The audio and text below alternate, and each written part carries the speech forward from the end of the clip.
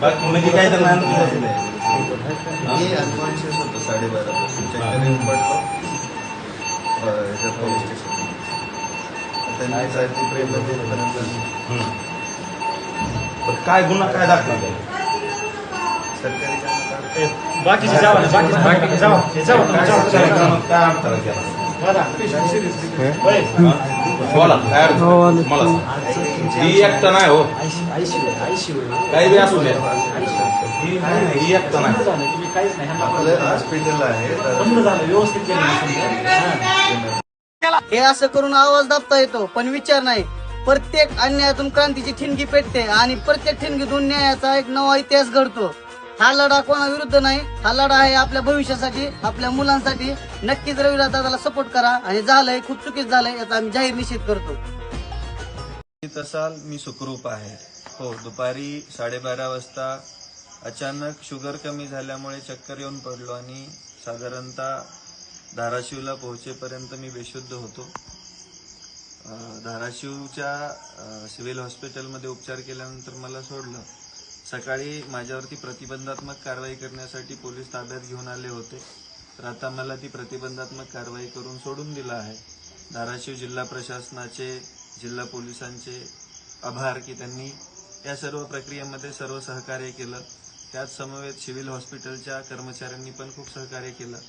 दिवसभर माझ्यासोबत कंटिन्युअसली माझे लीगल ॲडवायझर आणि ॲडव्होकेट व्ही डी पवार साहेबांनी पण खूप मेहनत घेतली. त्याच समवेत भूमचं बार काउन्सिल, त्याच समवेत माझ्यावरती प्रेम करणारी असंख्य महाराष्ट्रातील मंडळी.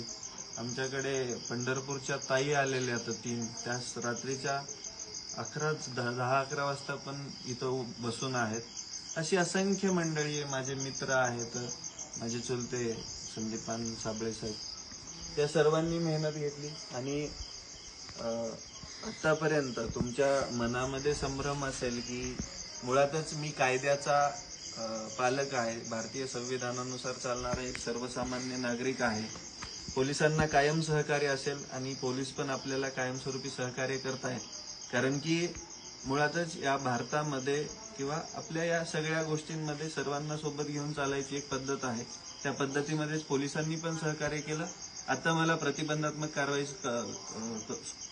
करून सोडून दिलंय. मी घरी जातोय. तुम्ही सर्व काळजी घ्या, काळजीत राहू नका. मी एकदम सुखरूप आहे. धन्यवाद.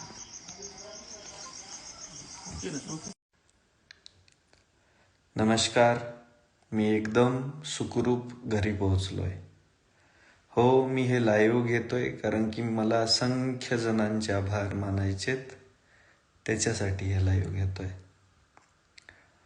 आज दिवसभरामध्ये या महाराष्ट्रानं जे काही प्रेम दाखवलं ती माझी कमाई आहे. हो, महाराष्ट्रातला तो प्रत्येक व्यक्ती चिंतेमध्ये होता की रविराजचं काय झालं, रविराज रविराज रविराज रविराज रविराज. आता पण एवढे सारे DMs आहेत, एवढे सारे मेसेजेस आहेत. मग त्या प्रत्येकाला उत्तर देण्यासाठी किंवा त्या प्रत्येकाला निरोप पोहोचवण्यासाठी मी लाईव्ह आलेलो आहे. मी जस्ट घरी पोहोचलो. एक 9-10 सलाईन लावल्यामुळे मला जास्त काही भूक लागलेली नव्हती, तरी पण अर्धी भाकरी दुधासोबत खाल्ली आणि आता बसलोय निवांत. कशा आहात तुम्ही सगळे? हो ना, रोज बघायची सवय झालेला माणूस आज अचानक गायब म्हटल्यावरती. पण हरकत नाही.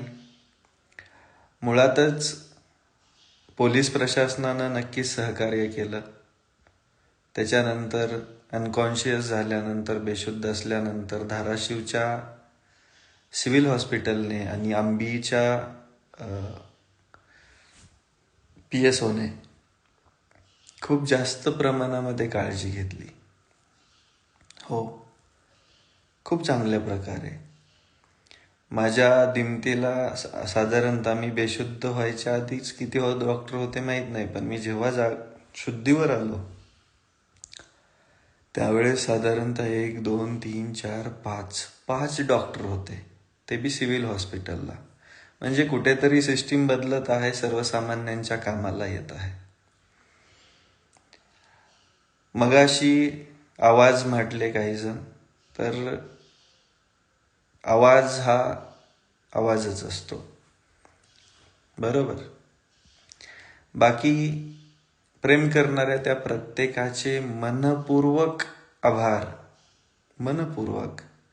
जे कायम सोबत होते, सपोर्ट करत होते, प्रत्यक्ष अप्रत्यक्ष त्या प्रत्येक हाताला रविराज साबळे पाटीलकडून सलाम आहे. हो, तुमच्यामुळे मी आहे, तुम्ही मला बनवलंय, मी तुमच्यासाठी कायम उभा असेल. काळजी घ्या सर्वजण. गुड नाईट, स्वीट ड्रीम्स, शुभरात्री. भेटूया नवीन कामावरती, शेतावरती, बांधावरती, शेतकऱ्यांसाठी, कष्टकऱ्यांसाठी, सर्वसामान्य माणसांसाठी रविराज कायम अवेलेबल असेल. कधीही हाक द्या, कधीही साथ देईल. थँक्यू, धन्यवाद.